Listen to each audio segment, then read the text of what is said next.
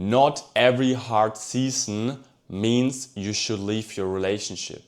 Every relationship has stress, conflict, bad phases, disappointment, and moments where love feels harder than usual. But some relationships are not just in a hard season.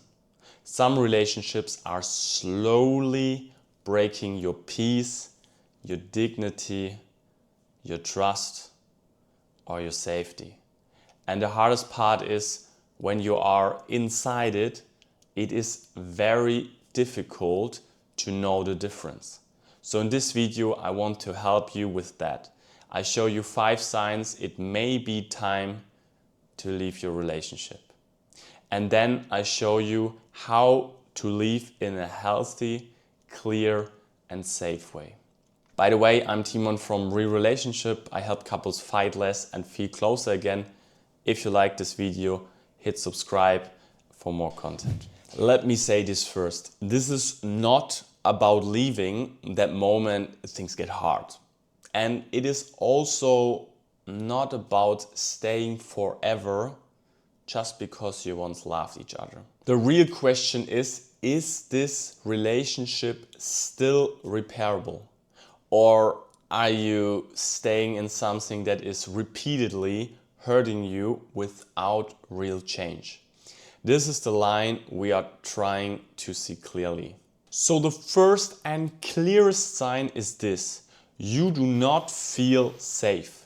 And I do not just mean physical violence. I also mean threats, intimidation, coercion, stalking, sexual pressure, financial control, isolation, emotional abuse, or constant fear of your partner's reaction.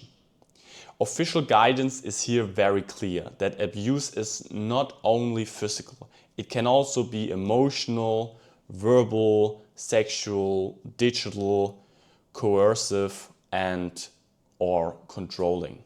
Safety planning is specifically recommended when leaving an abusive relationship because the risk can increase around separation. So if your relationship is built on fear, control, or walking on eggshells, this is not a communication better problem. This is a safety problem, and safety comes before saving the relationship. The second sign is contempt has become normal.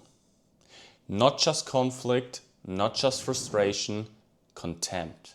That looks like eye rolling, mockery, disgust, belittling, humiliating jokes, talking down to you, making you feel small or treating you like you are beneath them.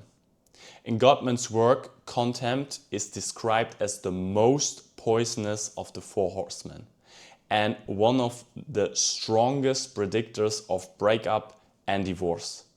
Now, one ugly moment does not automatically mean leave, but if contempt is the ongoing culture of the relationship and respect is no longer really there, you're not in a healthy bond anymore, because love cannot breathe where contempt becomes normal. The third sign is trust keeps getting broken and there is no real repair.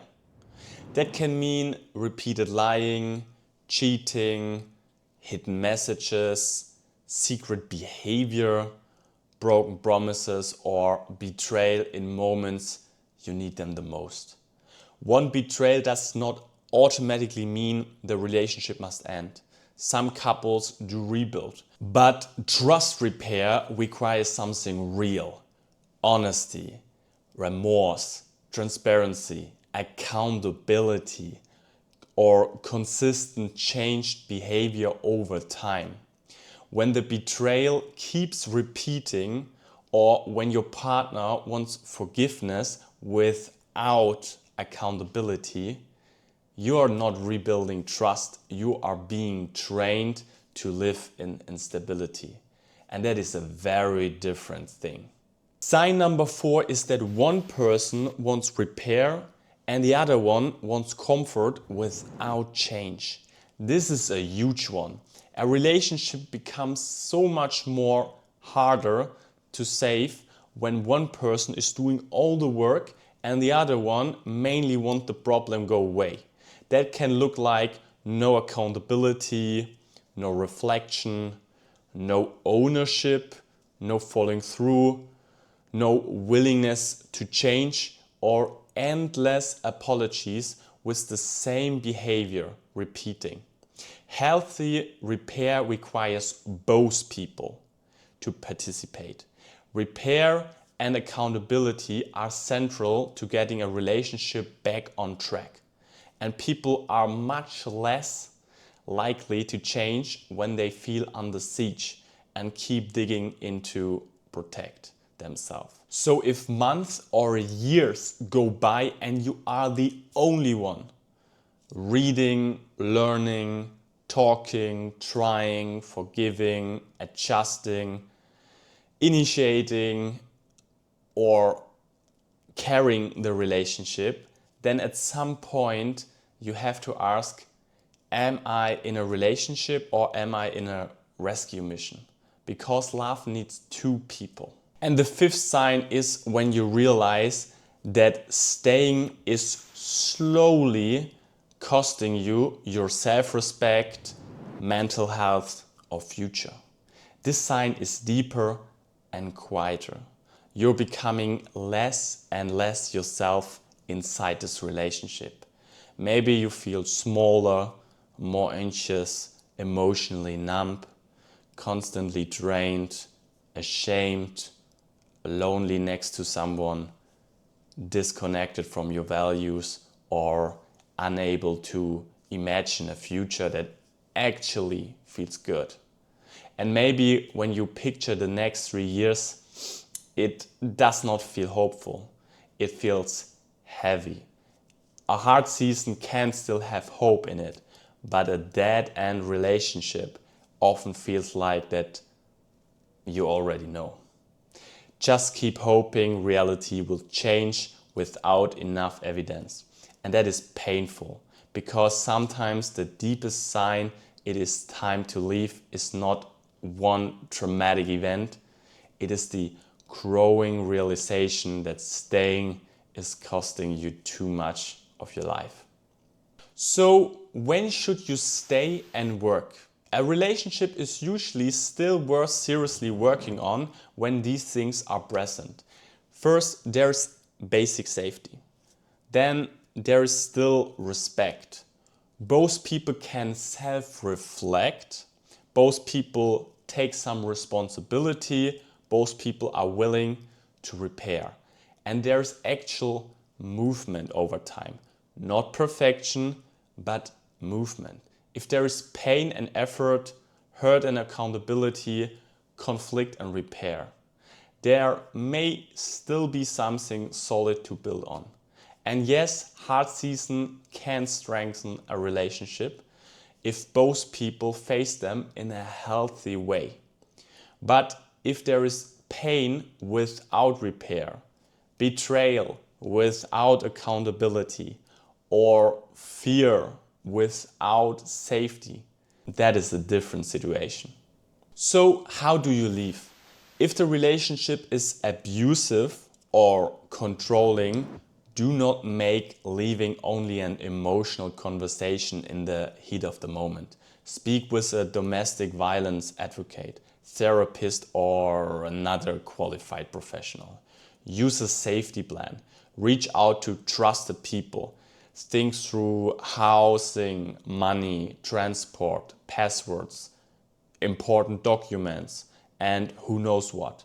Separation can be a higher risk period in abusive relationships, which is why official abuse resources recommend planning for safety. If it's not abusive, but you know it's over, be clear. Not vague, not half in, half out. Not maybe we should break up unless you panic and suddenly become perfect. Say it clearly. Something like, I've thought about this deeply and I don't want to continue this relationship. This is not a step I'm taking lightly, but I believe it's the right one. Then stay grounded. Do not turn the breakup into a courtroom. You do not need to prove every wound. Say what is true. Say it clearly. Say it respectfully. Then do the practical part. Tell trusted people. Decide on contact boundaries. Separate logistics clearly. Do not keep recreating intimacy if you're truly done. And get support for the grief after. Because leaving is not only a decision, it is also a transition. And transition needs structure. So let me sum it up like this. You do not have to leave just because a relationship is hard right now. But you also do not have to stay just because it once means something. If safety is gone, if contempt is normal, if betrayal keeps repeating, if repair is one-sided, or if staying is slowly destroying your peace and self-respect, those are not small signs. Those are serious signs. And sometimes love is not proven by how long you can endure pain. Sometimes love is proven by the courage to tell the truth, even when the truth hurts. If this video helped you, subscribe, leave a like, and let me know in the comments what are your thoughts about that. What do you think is the clear sign a relationship is no longer healthy to stay in? See you in the next video. Bye bye.